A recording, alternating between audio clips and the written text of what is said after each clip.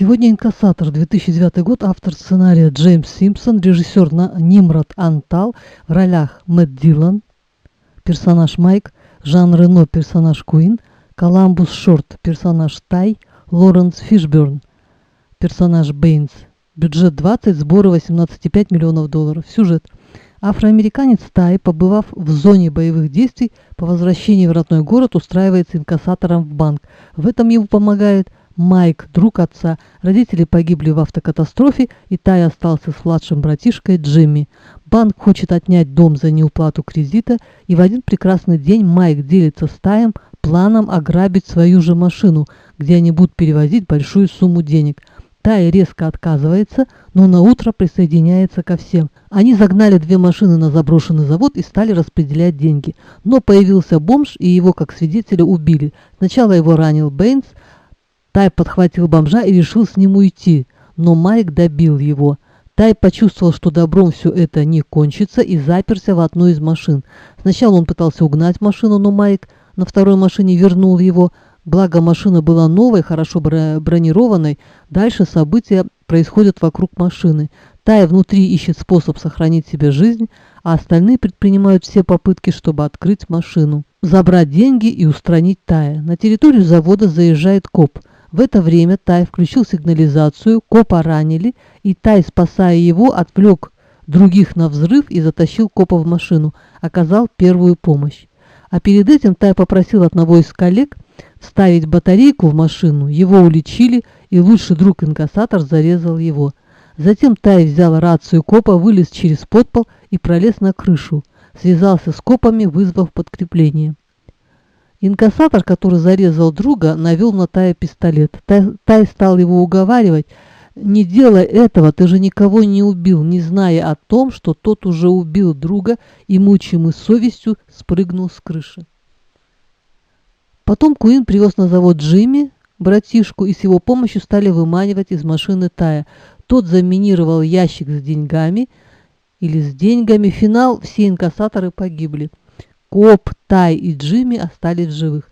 Тай сидит на лавочке в больнице, через стекло видит лежащего копа, дающего показания.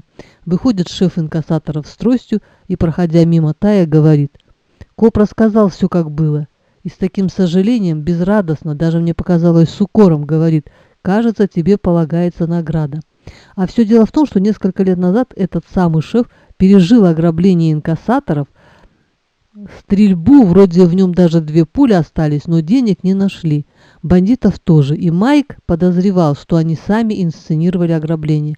Если это так, тогда его реакция объяснима. Вот опять фильм о сочувствии бандитам, конкретно семье Тая. Остались без родителей, отбирают дом, жалко их. Еще как жалко. Вынужден он примкнуть к ним, вроде как другого выхода нет. Но он все время уточняет у Майка: «Никто не пострадает, я больше не хочу морать руки в крови». Для него это очень важно.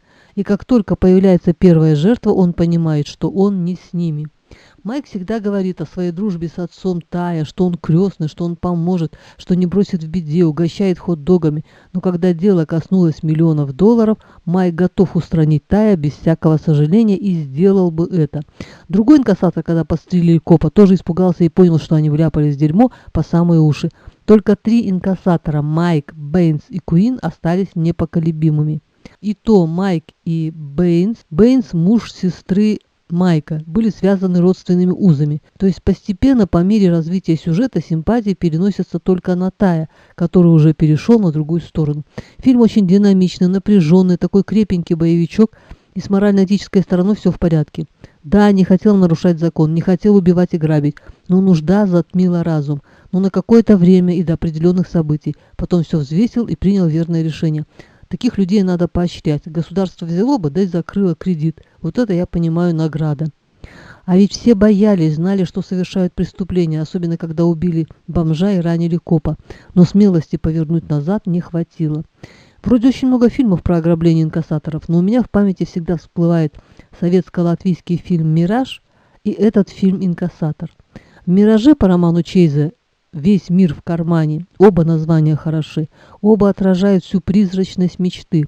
Тоже нужда заставила, ограбили, угнали, но закончилось все очень плохо. Так что не надо гоняться за призрачным счастьем, его нет. Экономьте, живите впроголодь, будьте стройными, не пейте, не курите, не придется никого грабить и доживете до 100 лет, наверное. На сегодня все, всем пока.